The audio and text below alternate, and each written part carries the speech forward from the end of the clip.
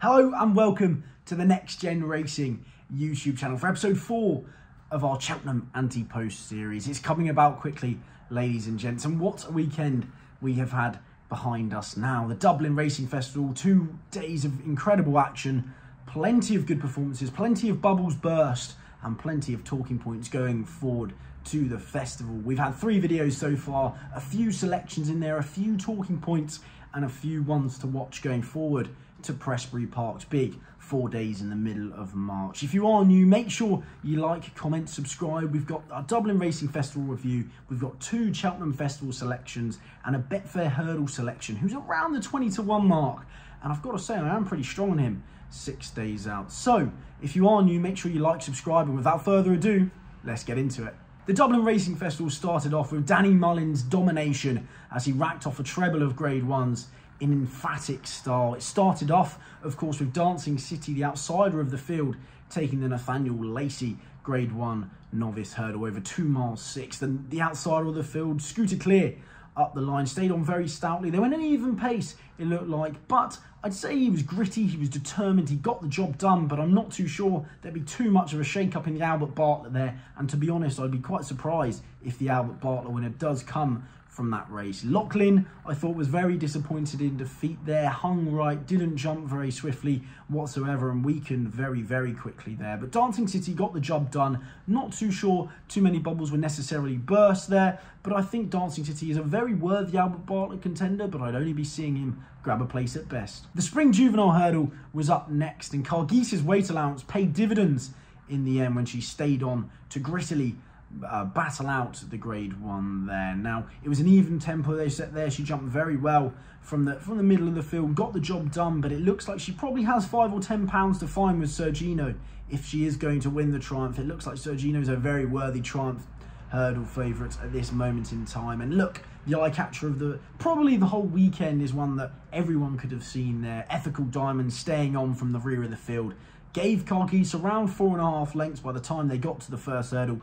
Closed that up to about 1.5 lengths in terms of the time from the first hurdle to the line. So Ethical Diamond there, if they're going to plot a Boodles campaign, it's there for everyone to see. If you want to take the non-runner, no bet, he's around the 8-to-1 mark there. But if you want to gamble that he is going to get there with a nice juicy mark, then he's around the 12-to-1 mark. Ethical Diamond was clearly the eye catcher of the week, and I was impressed with Cargis, but it wasn't emphatic. We move on to one of the biggest bubbles burst of the weekend, and it was Marine Nationale in the Irish Arkle, when he did not show that usual zest that we've seen from him. He could not show that turn of foot in a slowly run race, and it was a bit of a shame, really. He's had a wind up before this season. He's been equipped with a tongue tie in his past 2 runs, and perhaps there's a breathing problem which hasn't been quite fixed there, which we have seen there. He didn't jump all that well. He was pretty over exuberant. They finished at around 111% finishing speed, and take nothing away from Ilete Tomp, it was a very gutsy performance to win there, of course, for Danny Mullins and the maestro Willie Mullins, but it was an overwhelming feeling of disappointment from Marine Nationale. We wanted to see a superstar go on and show his class, but he didn't quite do that. He's got a lot of questions to answer now. It'll be interesting to see if he comes out with any problems. I personally won't be forgiving him in time for the Cheltenham Festival. I thought the race was run perfectly for him to go and scoot clear and show that customary change of gear that we've seen from him, but he failed to do that. He failed to get into a rhythm, and I think that could be telling it when you get to the Arkle, especially if he gets worked up in the preliminaries as well. So it was very disappointing for Marine Nationale. I don't think we've seen the Arkle winner from that Irish Arkle. I think it's completely blown the Arkle market wide open, which is actually one of the selections for this week's video. So make sure you stay tuned for the end of the Dublin Racing Festival review. Easy for me to say at the end of this, because we got a nice juicy priced Arkle selection in there, and it's not Marine Nationale. And on to Galopin Des Champs, who won the Irish Gold Cup in emphatic style in a race which probably wasn't actually run to suit. It was probably run to suit fast or slow. He went and made all, which was quite uncharacteristic of Galopin Des Champs. The last time he did that was in a novice chase back at the end of 2022, so it looked very nice when Paul Townend confidently went to the front. They set very, very slow early fractions in the first circuit and sprinted home in the second circuit, and it was very nice to see Galopin Des Champs show that versatility of speed as well as stamina that he did there. He put Fast or Slow to bed pretty comfortably. I know a few people were saying they could see Fast or Slow turning over that form, but I think the only thing that could reverse the form is if it's taken a lot out of Galopin Des Champs. He's had two probably tough races, but look, he is definitely the classiest chaser in the whole of the UK and Ireland. He's got the Gold Cup market at his feet. I reckon he's got one worthy rival in Fast or Slow. He put him to bed very nicely at the Dublin Racing Festival. All he needs to do is go and do that again, and I reckon he'll be beating him in convincing style come March. I think as an aside point, it's interesting to look at the jumping of both Fast or Slow and Galopin Des Champs. Galopin Des Champs managed to put 4.5 lengths in between himself and Fast or Slow, but it was Fast or Slow who was actually the more efficient jumper, more slick, and was actually gaining lengths at each of those obstacles. So for Galopin Des Champs to not be jumping as well, a slight doubt, of course. He didn't get into a rhythm, but I suppose if you look at it the other way, he's managed to put to bed a very, very good horse without jumping or getting into a proper rhythm. So once again, Galopin Des Champs asserts his authority over all of the chasing division, staying chasing division, and he looks like he has the world at his feet. On to day 2 of the Dublin Racing Festival, where Bruscio got the day off. It got the day started for us in terrific style, winning the Mayor's Handicap Hurdle at around 20-1. For the boys in double green, stayed on well. It looked like Minx of Tiara had perhaps got away, but she stayed on stoutly and actually put 6 lengths between herself and Minx of Tiara, which was extremely satisfying to watch from Cheltenham Racecourse, funnily enough. And then on to Gaelic Warrior. There was clearly something amiss with Gaelic Warrior there, getting very worked up in the prelims. Look, he's a very quirky animal who clearly likes going right-handed, but there was clearly something a little bit amiss there. It'd be interesting to see if they actually want to go to Cheltenham, albeit Factor Foul very much did show his class. He jumped slightly right-handed, but he put the race to bed nicely. He stayed on well. It was a quick early pace that Gaelic Warrior said. Of course, he was very lit up. Factor Foul sat in behind, travelled very sweetly, picked him up, and it was a very comfortable win before, of course, Gaelic Warrior unseated Paul Townend. So Factor Foul, look, he looks like a very classy chaser, of course, going from bumpers straight over fences. They clearly think the world of him as a chaser. He looks like he could be a future Gold Cup winner. He stays, he gallops, he looks like he probably has a little bit of a change of gear there as well. He looks like a very, very worthy Turner's favourite. Is he going to get there in one piece? You'd hope so. But even then, I think Ginny's Destiny still looks like the play. But hey, I digress, because Factor Foul, very impressive.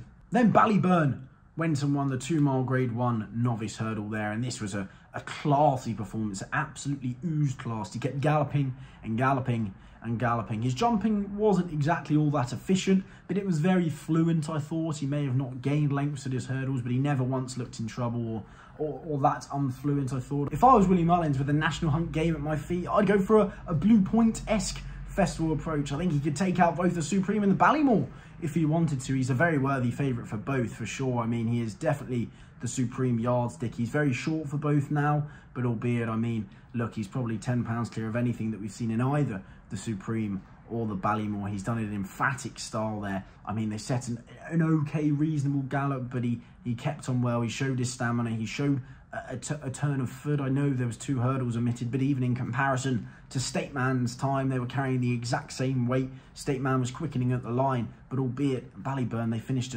more or less around a similar time, and I think the time figure of State Man is going to be better. He was going away, but look, it's bold to be even mentioned in the same breath as a hurdle like State Man. I reckon Ballyburn's probably run to the low mid 150s there, and I think he's probably, if he goes to either of those, the Supreme or the Ballymore, I think he's going to be returning to the winner's enclosure with a pretty comfortable win.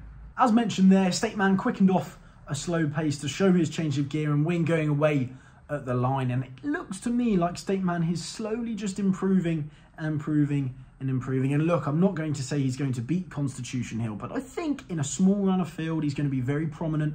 He may even try and take Constitution Hill on and actually lead, which we don't usually see from State Man. He's definitely going to be more prominent than last year's champion hurdle, that's for sure. And I think we could actually have a proper match-up this year. I think the gap between the two is probably a little bit closer than the market suggests. I reckon there's probably only a few lengths between them this year, not like the 9 of last year. He won at the Dublin Racing Festival in such comfortable style, and I do think he may be able to close that gap slightly on Constitution Hill. Once again, I'm not going to say he's going to overturn him, but I think it's going to be a very good battle come March, and one that's probably a little bit closer than the market suggests. Other than that, El Fabiolo did what we've all come to expect him to do. It was the one favourite who properly, other than Galopin Des Champs, didn't have his bubble burst. He won in comfortable style, dismantled his rivals, got the job done there, galloped away in true style, and if he gets the champion chase in one piece, he's got the race absolutely sewn up. So El Fabiolo was very, very impressive in the Dublin Chase. Now, on to this week's selection, and the first selection is actually going to be one of the same horse that we put up previously, and it's going to be a cover selection almost, and it's going to be Harvard Guy, who since we put him up for the Martin Pipe, his form seems to be franked. He's gone and won again since, and I seriously think he has an absolutely fantastic chance if he chooses to turn up to a festival handicap hurdle. We put him up for the Martin Pipe at around the 14-1 mark, and I'm happy to take him non-runner no bet for the Coral Cup at around the 12-1 mark. Since then, he's gone and won again. He was carrying 11 stone 12 at Navan over 2.5 miles on heavy ground, and he made up plenty of late ground there to get away from what looked like a runaway leader there. He got the job done in very good style. Once again, he's been put up 11 pounds to a mark of 142, but I think he's probably got a little bit more to offer than that. His time still keeps stacking up very well, and his form was franked no end at the Dublin Racing Festival. He's beaten Lord Erskine out of sight last time and into second on his penultimate run. Lord Erskine, of course, went and won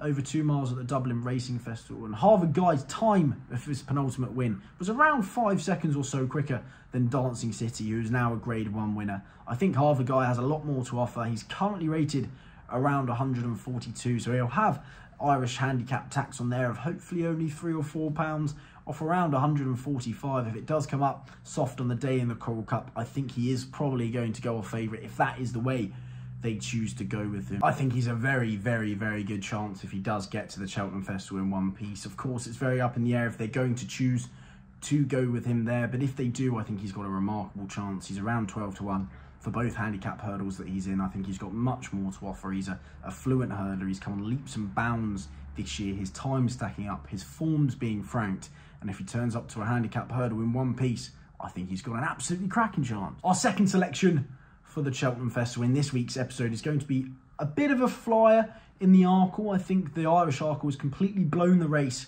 out of the water, and I think I want to be on side with something at a bigger price, and it would be a bit remarkable for a horse to go and win the Arkle rated only 149.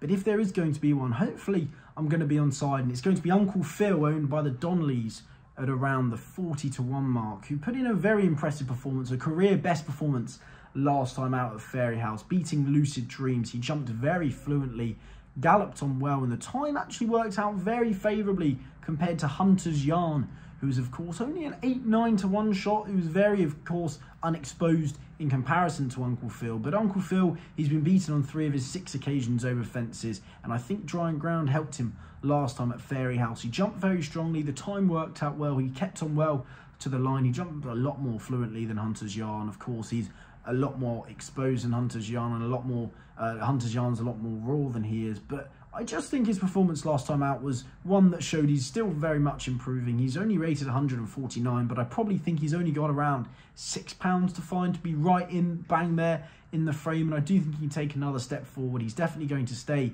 in the Arkle. He travelled very strong, which is something I like about him as well. Hopefully he'll be travelling down the hill if they choose to go there. He's around the 40-1 mark. You can make your own decision whether you want to be backing him non-runner, no bet, because Willie Mullins, of course, has a lot of runners for the Arkle. But Uncle Phil, I think, is one who's overlooked in a very open Arkle market, around 40-1. And the last selection for this week's video is actually going to come on Saturday, where the forecasted rain makes me think there could be a horse in here around the 20-1 mark, who I think could be a very, very strong fancy for myself. And it's going to be Spirit Donu. For those of loyal viewers of the channel who also follow me on Twitter, you know how much I love this horse. I think he probably could have won the Boodles last year if that's the way he was campaigned. He's 5 from 7 over hurdles. He was beaten just about on hurdling debut by 3/4 of the length, and his only other loss came first up this year, beaten by Blue King Doru at Cheltenham on unfavourable quick ground. But he's just seemed to get better and better and better, and I think of a mark of 139, I'd have him probably around the 145 mark.